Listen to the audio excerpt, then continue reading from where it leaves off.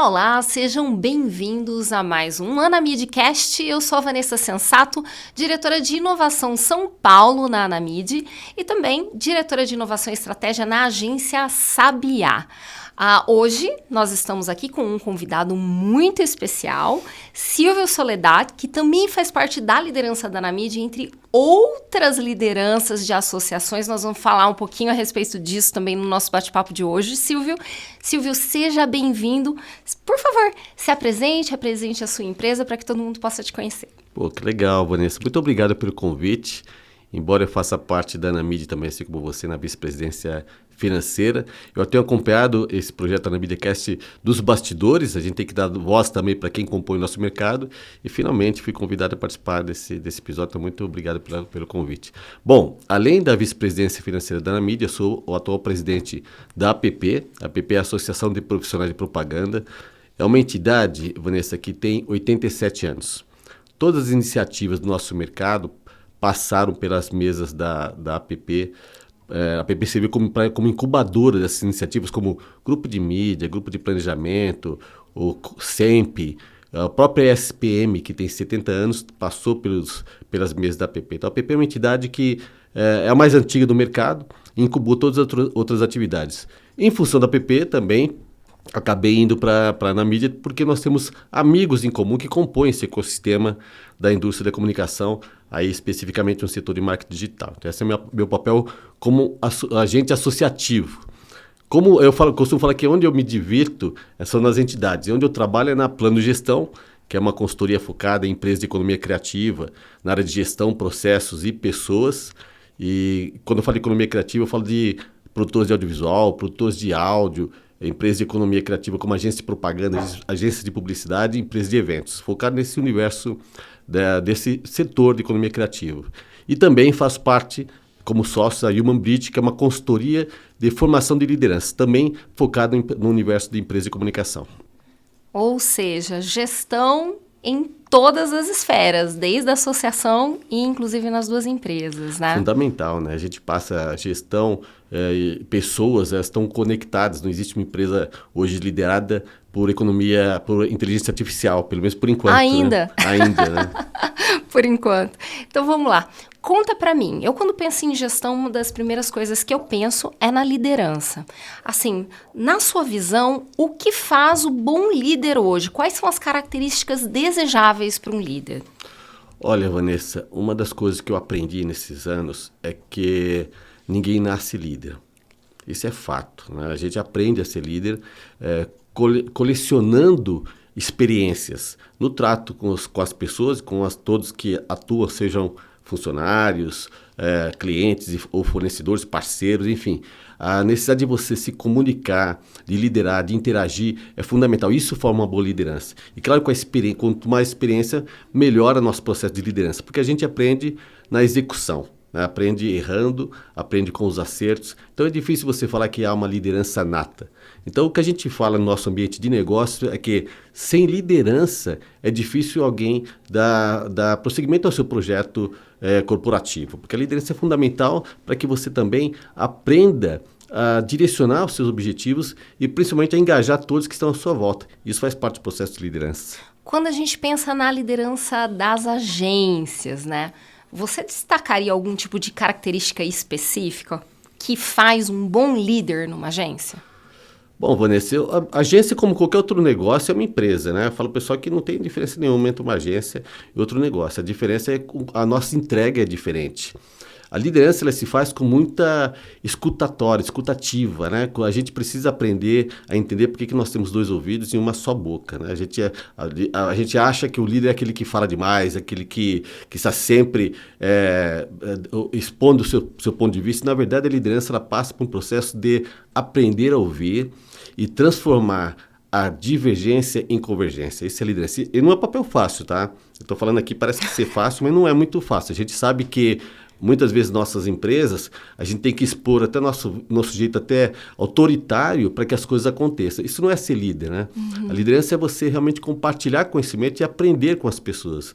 E fazer com que todo aprendizado no ambiente corporativo, seja com 2 pessoas, seja com um grupo de 1.000 pessoas, é você administrar de forma que alguma coisa seja direcionada para o objetivo daquela unidade de negócio, né? Seja através dos erros, como falei, porque a gente, no Brasil, há uma cultura corporativa de penalizar o erro, é natural, né? A gente perde o emprego quando erra, né? E a liderança ela tem que saber lidar com isso para que o erro seja parte do processo evolutivo. Especialmente na inovação, né? Exatamente. E não, rápido. E rápido, exatamente. Não a gente penalizar as pessoas porque erram. Por isso que a gente tem problema, às vezes, das nossas equipes, de pessoas que tenham proatividade. Porque o medo impera. A gente precisa se defender também, né? E é natural que as pessoas se defendam através da sua manutenção do emprego.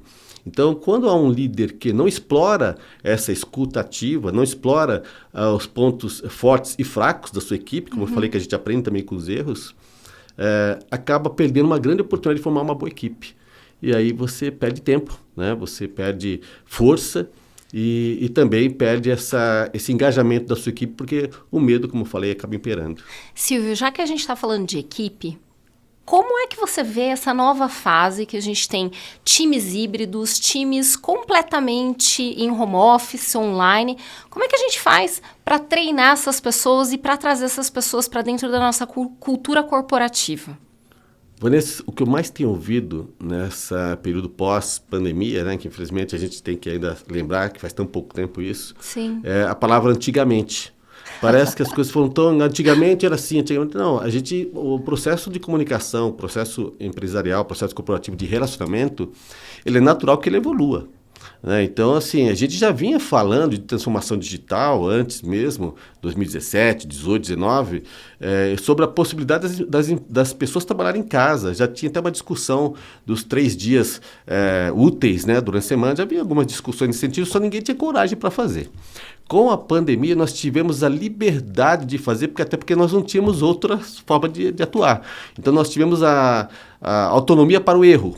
Né? Principalmente a liderança, coloca todo mundo em casa, dá equipamento, treina para que as pessoas possam desenvolver. Então nós aprendemos esforçadamente a entender que isso era um caminho natural, as pessoas querendo ter mais liberdade de atuação, mais liberdade na qualidade, da qualidade de vida, da aproximação com a tua família, fazer outras coisas que não necessariamente aquilo que está ligado à tua profissão, ao teu ambiente de trabalho. Então, isso só acelerou esse processo.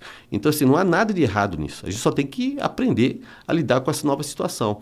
E claro que é mais difícil para a liderança que estava acostumada a supervisionar, principalmente visualmente, tua equipe, né? Ver que as pessoas estão trabalhando.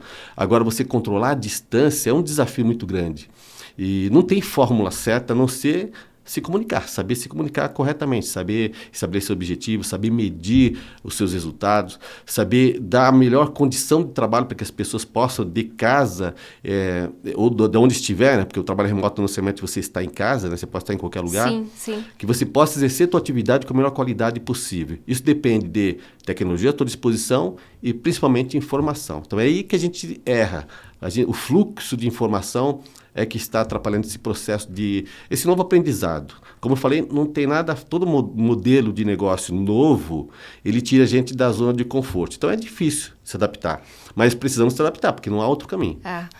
Eu gosto muito do modelo híbrido, mas eu me deparo cada vez mais com aqueles profissionais hoje que não querem mais sair de casa, especialmente os mais jovens, né?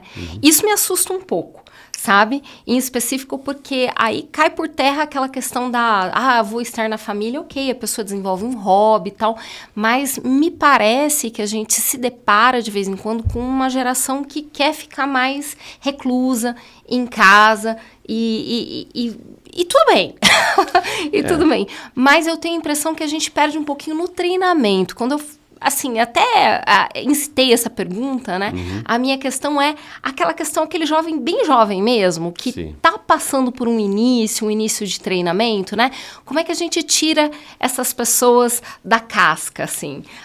Trazendo para o presencial, criando ambientes no virtual. Como é que você vê as pessoas fazendo isso? Como é que você faz na sua empresa? Vanessa, a gente está num ambiente de transição. Eu ainda estou com o pé no off e no on. Então, a gente é muito difícil ainda esse ambiente de transição. Então, para quem já nasce nesse ambiente, é muito mais fácil. Quem está entrando no mercado de trabalho agora já quer entrar nesse modelo híbrido. Sim, sim. A pergunta hoje, quando você vai contratar alguém, um jovem de 17, 19 anos e 20, é se ele vai poder trabalhar de casa. Essa é a pergunta que ele faz. Se você falar que não, tem que ser 100% presencial, duvido que você contrate bons profissionais nesse formato. Porque o que ele quer, na verdade, é algo que gere engajamento, que gere interesse dele. E às vezes em casa ele consegue fazer isso mais facilmente. Porque onde é que a gente perde, Vanessa? Na questão cultural, que nós estamos acostumados a ter processo de integração corporativa, onde você treinava as pessoas, colocava todo mundo numa sala, ficava o dia inteiro no hotel, aquelas convenções que a gente ficava três dias, às vezes, em convenção em grandes corporações, aprendendo.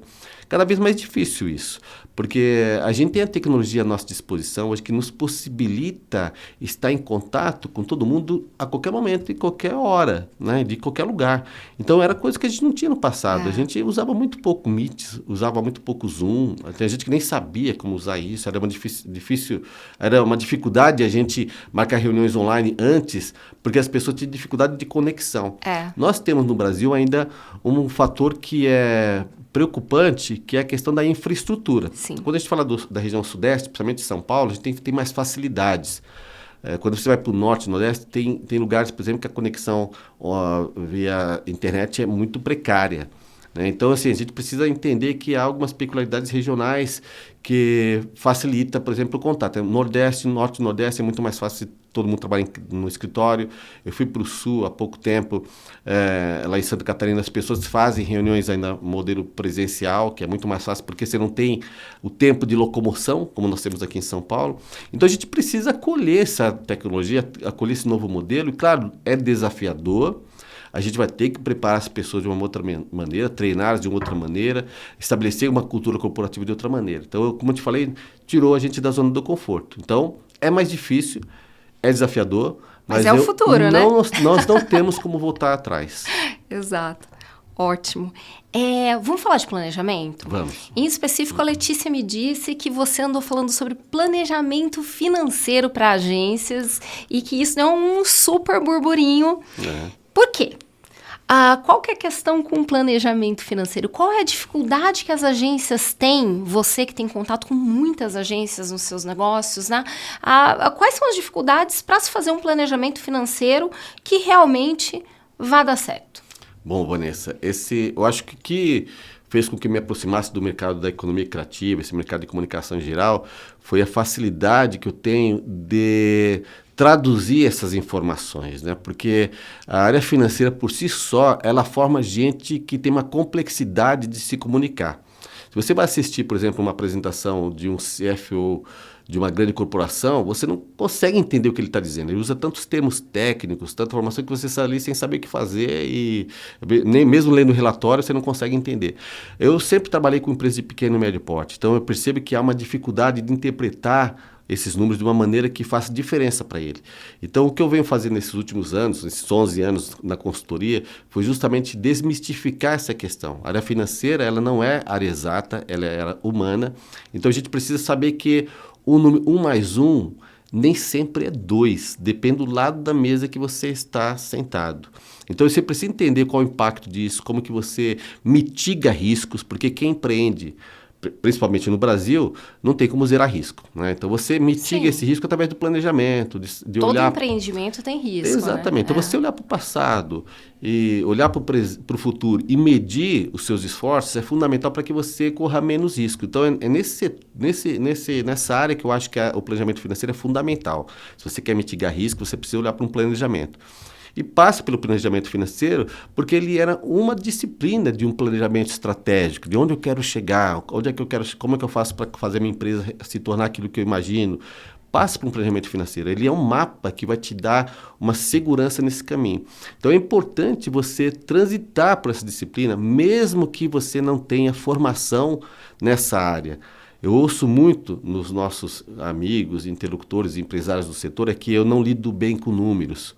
É besteira isso, né? Porque até músico tem que lidar com números.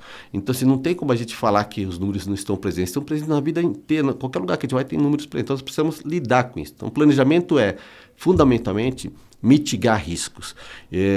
Dirigir uma empresa é muito difícil se você não tiver um mapa, se você não tivesse para onde você está levando a sua empresa. A gente falou agora há pouco sobre liderança. Se o líder não sabe para onde ele está indo, ele não engaja ninguém. Então ele precisa saber para onde ele está indo e se ele tem segurança, ele precisa transmitir essa segurança, engajar as pessoas através de informação. Então o planejamento ele passa por isso. Planejamento financeiro nada mais é do que informação, é consistência e é flexibilidade. Super interessante. Sabe que eu queria também entender por que as pessoas têm isso. Esse fim de semana eu conheci o filho de uns amigos que falou exatamente a mesma coisa. Menino brilhante, excelente aluno em todas as disciplinas. Eu vou fugir das disciplinas que tem matemática porque eu não gosto de fazer conta. A conta a máquina faz pra gente, né? Exatamente, a conta a máquina faz, né? O que a máquina não faz pra gente é ajudar a gente a pensar para onde a gente vai. Exatamente. Né? E assim, a gente não sabe o futuro, né? O futuro não tem como a gente saber, o futuro é difícil a gente prever o que vai acontecer. Então, você tem que tangibilizar essa previsibilidade através de um planejamento financeiro. Sim. Né? Porque os demais vai depender de outros fatores, outras variáveis que nem sempre dependem de você. Lá na Human Bridge, nós temos um treinamento, Vanessa, de formação de liderança, que a gente simula um ambiente de negócios. Então, os líderes que passam por esse processo, esse projeto de liderança que a gente hoje está implementando em algumas agências, a gente coloca todos eles, independente da área, no ambiente de simulação de negócio. Então, a gente dá um projeto de uma empresa para eles e a gente fornece várias informações que nem sempre estão diretamente ligadas àquele projeto. Então, por exemplo, a taxa de juros do Brasil aumentou 3 pontos percentuais. Entrou um concorrente que baixou o preço do teu produto.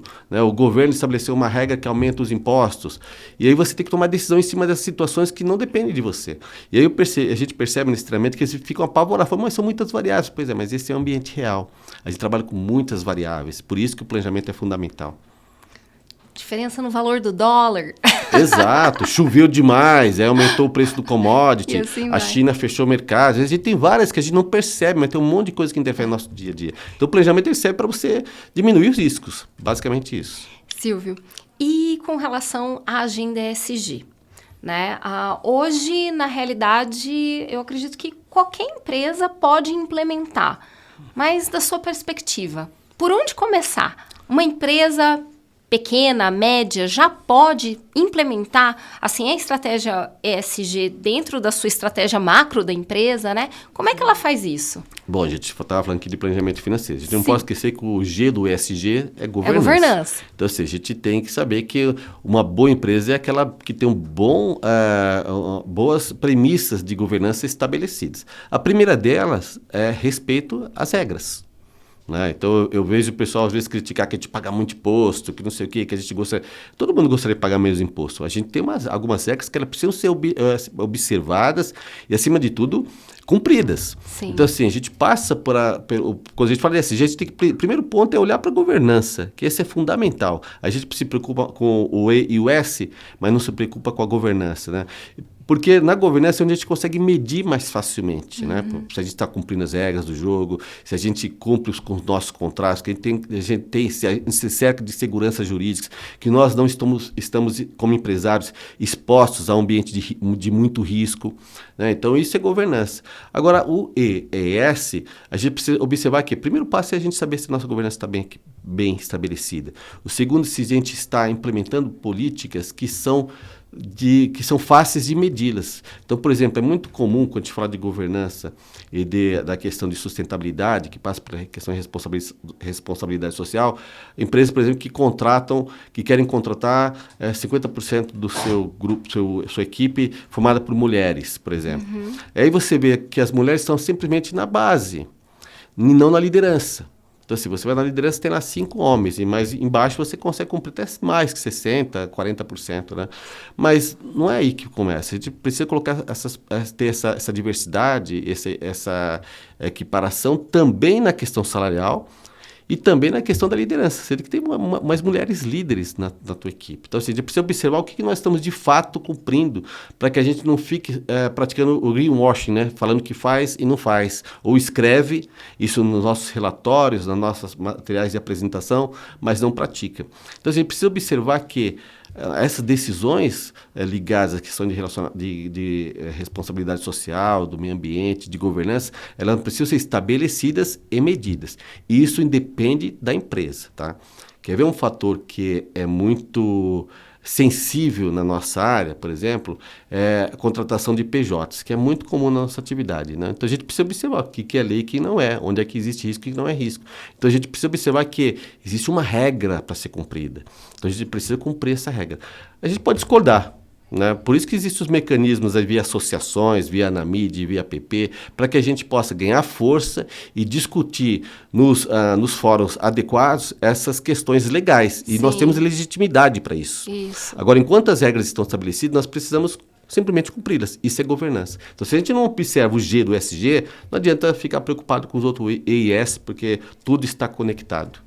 Ótimo, achei essa leitura muito boa, né? Porque grande parte das agências está preocupada com o E, né? Na realidade, grande parte das empresas como um todo vem com essa preocupação com o E, inclusive praticando greenwashing, como você mesmo colocou, né? Exato. E às vezes até divulgando isso no marketing digital de uma maneira sem ter efetivamente incorporado o que essas práticas devem representar dentro da empresa. Exatamente. E Vanessa, me perdoe te interromper. Não, que é isso. Mas existem outras questões ligadas à responsabilidade social que nem sempre a gente consegue medir. Por exemplo, a questão do assédio sexual, do assédio moral, que a gente precisa ficar muito atentos à nossa atividade. Nossa atividade, a área de comunicação em geral, ela é muito exposta por conta dessa situação que a gente vive. A gente sabe que nós vivemos muito isso no passado. Sim. E que a gente precisa observar isso com muita cautela no futuro. E não dá para medir isso. Não dá para você fazer pesquisa para saber se a tua empresa pratica assédio moral, assédio sexual. Não, você precisa ter um comportamento corporativo que te impede de passar por essas pautas. Observando a equipe, conversando muito com a equipe e efetivamente, como você falou, praticando essas políticas que te distanciam dessas questões que são difíceis de medir e que estão intimamente ligadas com a questão de responsabilidade social. Legal. Me diz uma coisa, como é que você está vendo a aplicação da inteligência artificial hoje em dia, né? Então, assim, eu não sei como é que você pode comentar como é que você usa no seu negócio, se você já usa, e assim, nesse contato com inúmeras agências que você tem, como é que você vê a receptividade, se eles estão absorvendo, não estão absorvendo, como é que você vê esse momento? Vanessa, eu vejo com muito otimismo, por incrível que pareça, né? Porque eu vejo o pessoal falando, vai tirar emprego. A nossa atividade sempre foi impactada pela tecnologia, né? Na época que a gente fazia propaganda em rádio, via televisão e falaram que o rádio ia acabar. Aí tá aí, o rádio e TV. Aí veio a internet e fala que vão acabar com a TV. Não, a TV continua abocanhando pelo menos metade dos investimentos publicitários. E está incorporando a tecnologia no seu dia a dia. Sim. De uma maneira bastante consistente, inclusive. Então, assim, a gente precisa incorporar a tecnologia de uma maneira muito otimista. É claro que nós precisamos estar no comando sempre. Eu acho que essa é a grande discussão, é quem está no comando disso, né? Então, nós, seres humanos, precisamos estar no comando, nós precisamos cuidar disso, não precisamos tomar conta disso. Então, se a gente perder esse controle, é que se torna perigoso. Na área financeira já é uma realidade. A gente já usa isso na geração de relatórios, na formatação de planejamentos mais consistentes através de várias simulações de cenários via inteligência artificial, inclusive incorporando essas variáveis através da inteligência artificial, olhando para o passado. Você pega a referência do passado e projeta, como que vai ser e se essas coisas acontecerem, como que impacta no número. De novo, é tudo previsibilidade, pode ser que nada disso aconteça, mas é uma forma também de você mitigar risco. Então, a gente está colhendo a inteligência artificial na área de gestão muito facilmente. Na área de produção, na nossa área de entrega de produto final, já é uma realidade. A gente precisa entender que a inteligência artificial ela precisa ser incorporada para que a gente ganhe mais tempo, para que a gente possa pensar no futuro, pensar em novas utilidades da indústria da comunicação, de como a gente entregar mais resultados. Então, a gente ganha mais tempo com isso. A gente está falando agora há pouco das pessoas estarem trabalhando, né, no escritório, né, no ambiente presencial. A gente está falando de inteligência artificial e, ao mesmo tempo, a gente quer que as pessoas voltem para o escritório. Então, assim, há um paradoxo aí, né, em termos de acolher a tecnologia. Então, a gente precisa entender que a inteligência artificial veio para ficar. A gente não sabe qual vai ser o impacto disso no médio e longo prazo, porque cada momento ela está evoluindo. Agora, a gente precisa acolher a tecnologia como a gente sempre acolheu na nossa atividade. É um desafio, mas a gente precisa entender que ela veio para facilitar a nossa vida e veio para entregar mais resultados para a nossa comunicação. Silvio, eu sou uma usuária e sou muito, assim, positiva com relação ao uso da IA, sabe? Mas eu gosto de aterrissar um pouco as coisas, né? Então, assim, quando você fala que você está usando a IA para fazer projeções, né? Então, você tem ali um histórico, né? Já mapeado, organizado no sistema que seja, ou num Excel que for mais simples, né? Ou de alguma maneira. Quais são as ferramentas que você sugere usar para fazer essa análise ou que você já usou para fazer essa análise? O próprio ChatGPT ou outra ferramenta dentro dessas centenas que estão surgindo por aí? Nossa, Vanessa, nós temos várias ferramentas, mas a ferramenta que mais funciona é o ser humano. É um bom analista, uma boa pessoa que vai saber lidar e ler os números. E essa é uma outra dificuldade que nós temos na nossa atividade. E aí eu não falo só do ecossistema da propaganda, da comunicação digital e do marketing digital. Falo no universo como um todo. As pequenas e médias empresas, elas investem pouco em ter bons profissionais na área financeira. As grandes corporações já faz isso porque não tem outra alternativa. Você precisa ter gente boa lá na área de planejamento financeiro, na área de construção de cenários. Nas pequenas e médias, o que eu vejo às vezes é você colocar uma secretária para fazer isso, um assistente, um estagiário para fazer isso, ou às vezes não tem ninguém, o próprio dono da empresa chega no final do dia às 10 da noite, normalmente, e vai lá, entra no banco e paga a conta, né? E basicamente puxa um Excel e manda para o contador. Basicamente é isso que eles fazem. O que a gente precisa ter são bons analistas. Assim como você precisa de um bom roteirista, um bom redator, um bom desenvolvedor, você precisa ter um bom financeiro na tua empresa. Faz parte se você quiser Silvio, ter controle. Sim, mas olha, nossos redatores estão no ChatGPT, certo? Perfeito. E o analista financeiro, ele vai para onde? Também está no ChatGPT e também utilizando a inteligência artificial. A diferença é que você precisa analisar dados. Não adianta você ter um monte de relatórios, um monte de números e não saber analisar dados. E analisar as variáveis e construir possíveis variáveis que nem sempre estão estabelecidas no ambiente histórico. Porque o C, quando você vai planejar, tipo, e se acontecer isso? E se acontecer isso? E se isso não acontecer? É fundamental. Essas questões você só consegue trazê-las quando você tem um pouco de experiência. Sim. E aí isso é exato. Na realidade, esse é um dos meus questionamentos, né? Voltando àquela pergunta que eu fiz 2 vezes para ti. Porque é o seguinte, hoje, se eu for usar a ferramenta para fazer uma atividade que eu tenho muita experiência, como, por exemplo, eu atuei muitos anos como repórter. Perfeito. Então, eu sei fazer uma reportagem muito bem feita, especialmente se for na área científica, que é o meu background.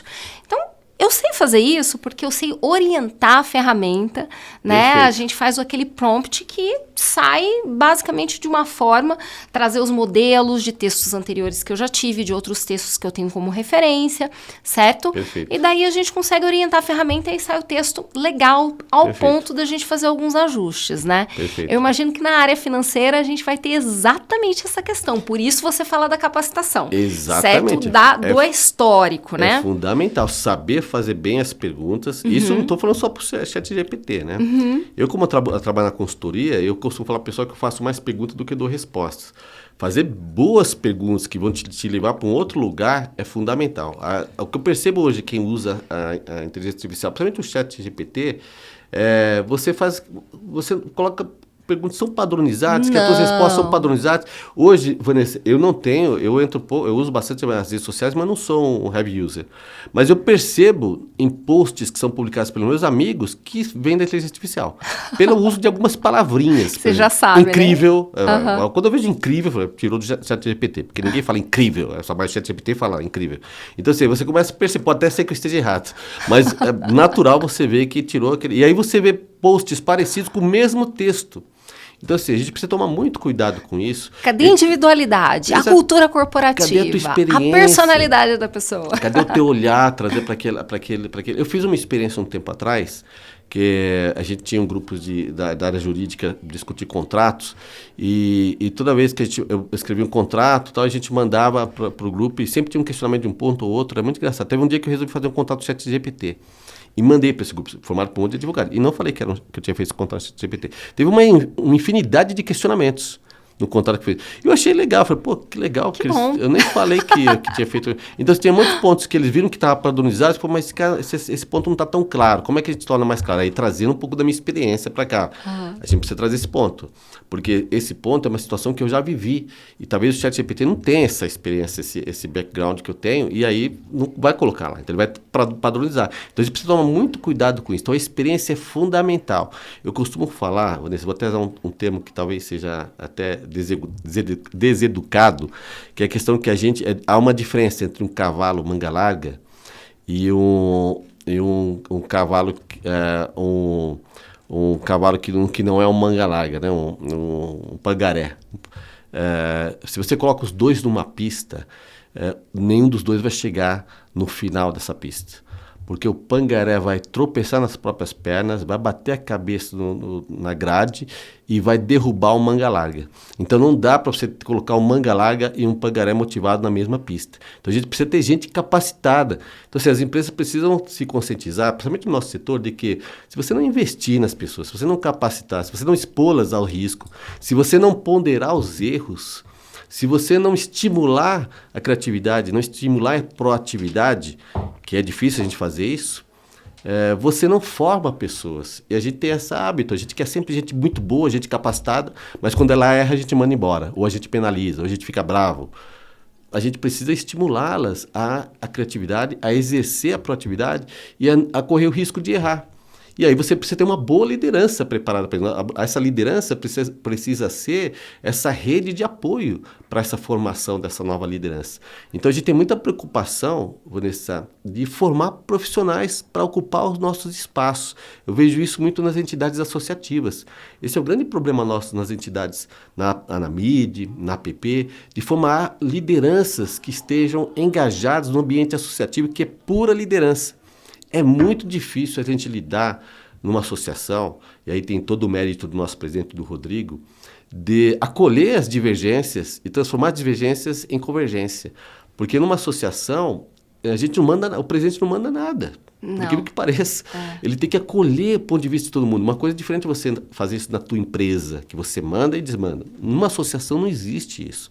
Então, eu convoco e convido todo mundo a participar, ter uma experiência de uma convivência, numa associação, para que a gente exerça de fato a liderança, que é você ouvir mais do que falar. Isso é fundamental. E por que não usar essa experiência também nos nossos negócios? Isso é formação de pessoas. Legal. E o que você recomenda para alguém que está, jovem profissional, que está se formando agora, um jovem profissional em formação? Bem, todos nós estamos em formação ainda, né? Sim. Sempre em formação. Mas aquele jovem profissional nesse ambiente que é um ambiente muito diferente de um ambiente de 20 anos atrás. Sem dúvida. O que ele tem que fazer? Para onde ele tem que correr?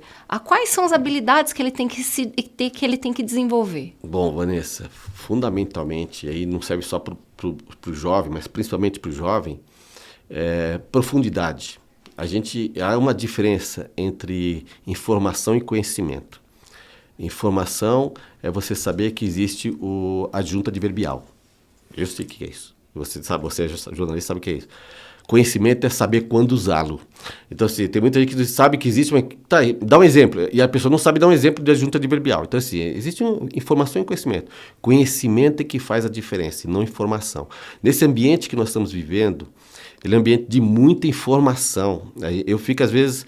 Eu, por exemplo, chego em casa à noite, eu evito ler jornal ou me atualizar através, seja da televisão, do rádio, porque a gente já viu tudo durante o dia.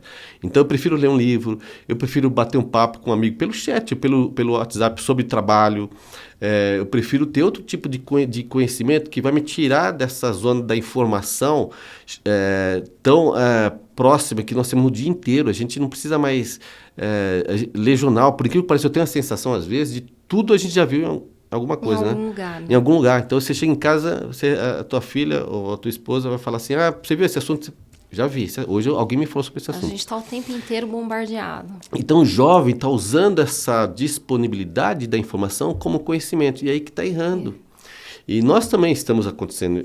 Quanta gente acha que parou de estudar porque agora tem uma certa idade, 40 anos, 50 anos, então já consegue estudar, consegue analisar isso. Não, a gente precisa estudar sempre, Vanessa. Você falou uma coisa certa, a gente não existe formação. Eu costumo falar sempre, quando eu dava aula para os alunos, eu falava assim, se vocês estão aqui para tirar o diploma, é só que vocês vão tirar, tá? Porque formação, ninguém sai daqui formado. Porque a gente está num jardim em desenvolvimento, então a gente precisa ser regado, você precisa tomar um banho de sol, você precisa, para ter as fotossíntese, você precisa de tudo isso que está à sua em volta. E isso é um ambiente que é contínuo. Então, eu, por ser consultor, a minha essência profissional é conhecimento, né? Eu falo para uma equipe, a gente tem que estar sempre com um passo à frente, em termos de conhecimento. Então, a gente vai ter uma lei que vai mudar, a gente precisa se debruçar sobre essa lei.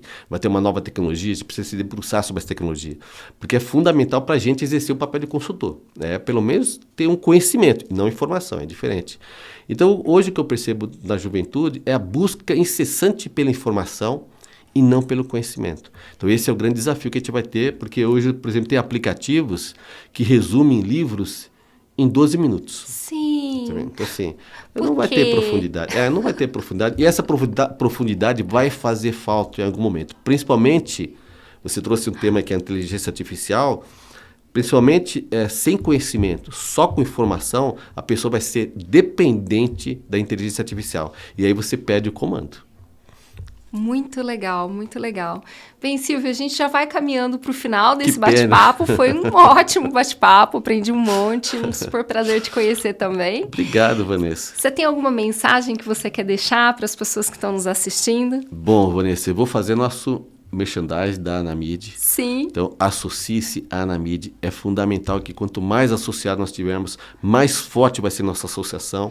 E a associação é esse ambiente de troca, de conhecimento, de formação de mão de obra, que a gente aprende a ser líder e a gente consegue reverberar isso nos nossos negócios também. Então, por isso que é fundamental a gente participar desses ambientes associativos, justamente para que a gente possa ter essa profundidade que a gente falou aqui agora. Fantástico, gente. Então, nós vamos ficando por aqui. Te agradeço imensamente por ter vindo hoje, batido esse papo com a gente. Não deixem de acompanhar as mídias sociais da Anamid. Inscrevam-se para receber as informações e a gente se vê em breve. Até mais.